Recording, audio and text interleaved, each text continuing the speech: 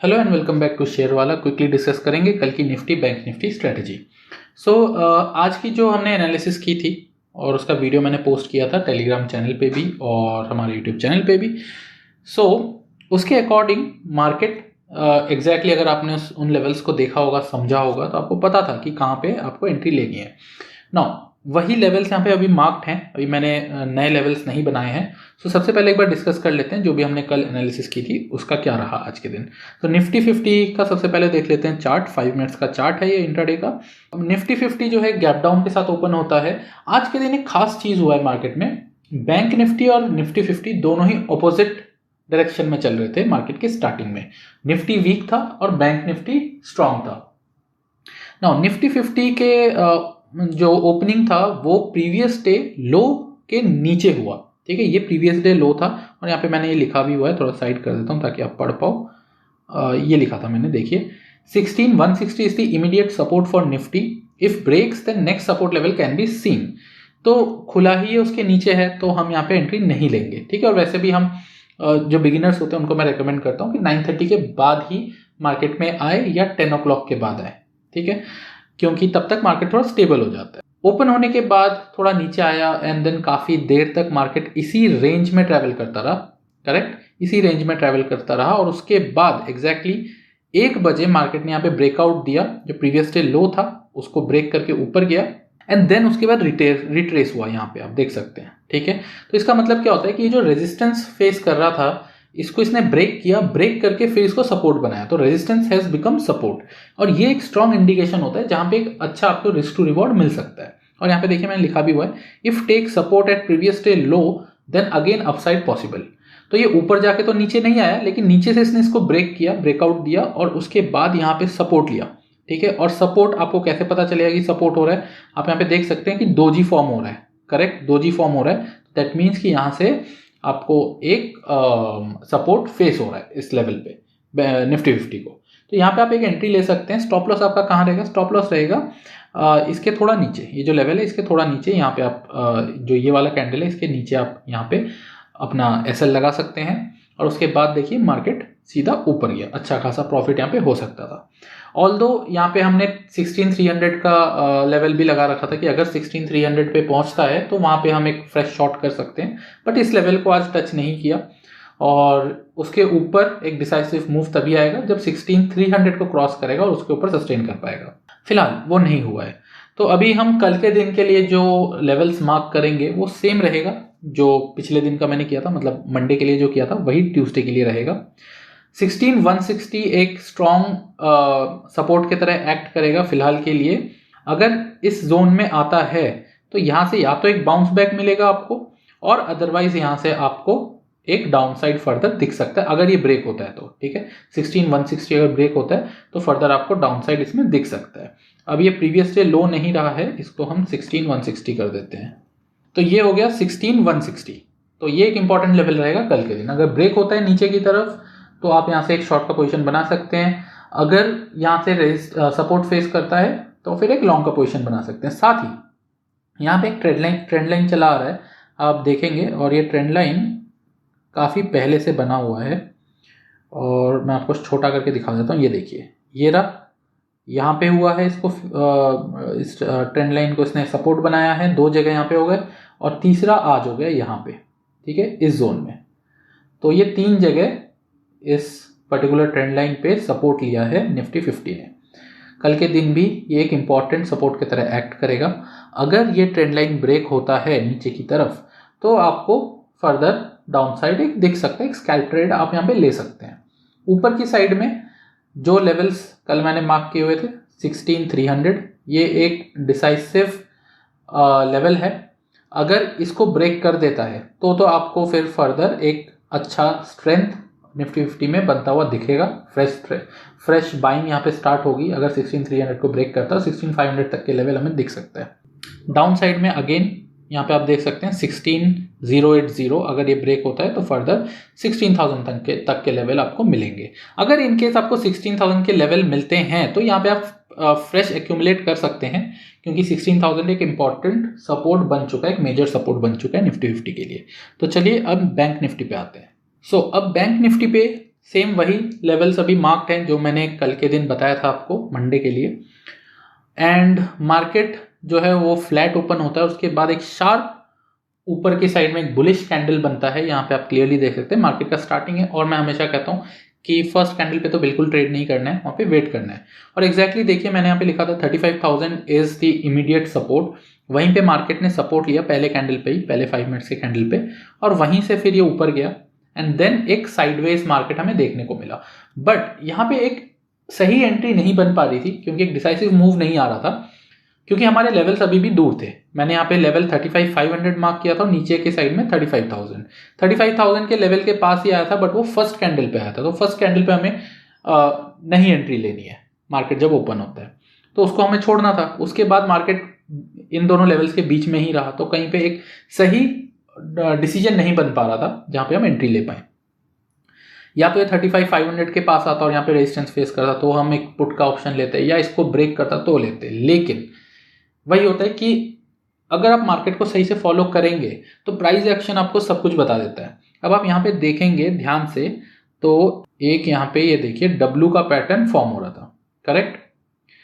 अब इस W के फॉर्म के बाद नीचे की साइड में अगर देखेंगे तो एक ट्रेंड लाइन भी फॉर्म हो रहा है, ये जो मैंने यहाँ पे बनाया हुआ है, ठीक है। ये ट्रेंड लाइन भी यहाँ पे एक फॉर्म हो रहा है, बार बार इस ट्रेंड लाइन पे आके सपोर्ट ले रहा है। तो जब ये दूसरी बार यहाँ पे W का जो दूसरा कोन यहाँ पे बना था नीचे साइड में, तभी मैंने ये ट्रेंड लाइन बना लिया था। नाउ ऊपर के साइड में जहां से इसने ये रेजिस्टेंस फेस किया, वहां पे मैंने एक हॉरिजॉन्टल लाइन खींच दिया। नाउ अब ये एक राइजिंग वेज की तरह मुझे नजर आ रहा है विद अ W पैटर्न। तो एक क्लियर इंडिकेशन है यहां से अगर ये वापस से इधर सपोर्ट लेता है इस ट्रेंड लाइन पे तो एक शार्प अपमूव आ सकता है। और दूसरा अपमूव अगर कंफर्म्ड चाहिए तो वो कब होगा, जब ये जो हॉरिजॉन्टल लाइन है, जो हाईएस्ट पॉइंट है इस W का, उसको जब ब्रेक कर दे तो एक शार्प मूव आ सकता है। और वही हुआ, ये यहाँ पे आया इस W पे, इसने सपोर्ट लिया और सपोर्ट लेने के बाद ये सीधा ऊपर एक बहुत तगड़ा मूव यहाँ पे मिला। और ये हमने भी ये इस पर्टिकुलर मूव पे ट्रेड किया है। मैंने 35,300 का यहाँ पे कॉल बाय किया था 290 पे, ठीक है। और अप्रॉक्सीमेटली 420 के आसपास ये गया, 420 430 के आसपास तक ये गया, ठीक है। तो अच्छा खासा यहाँ पे एक रिस्क टू रिवॉर्ड आपको मिल सकता था। एसएल आपको कहाँ रखना था।